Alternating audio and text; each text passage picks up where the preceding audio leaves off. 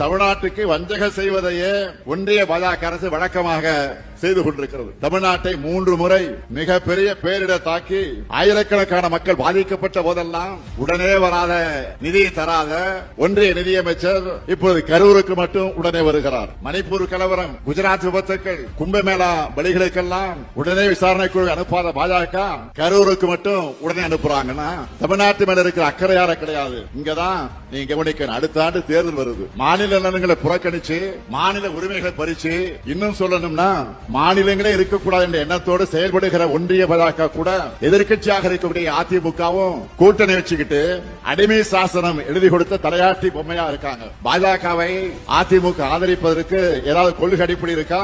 பொது காரணம் இருக்கா? மக்கள் நலன் அடிப்படையா ஏதாவது இருக்கா? குறைந்தபட்ச செயல் திட்டம் ஏதாவது இருக்கா? எந்த கோரிக்கையாவது முன் வச்சு கூட்டணி சேர்ந்திருக்கிறாங்களா? எதுவும் கிடையாது. தமிழ்நாட்டின் நலன்களையும் தமிழ்நாட்டு மக்கள் மேலேயும் உண்மையான அக்கறை கொண்ட யாரும் பாஜக கூட்டணிக்கு போக மாட்டாங்க.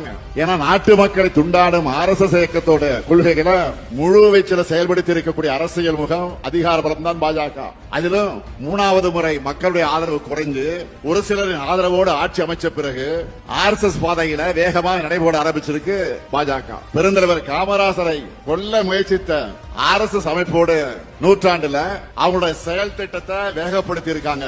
வரலாறு முழுக்க இவங்களுடைய கொள்கை திட்டங்களுக்கு எதிராக நின்று தமிழ்நாட்டையும் தமிழ்நாட்டு மக்களை காக்கின்ற நம்முடைய பணி அடுத்து அமையவிருக்கக்கூடிய திராவிட மாடல் 2.0 தொடரும்.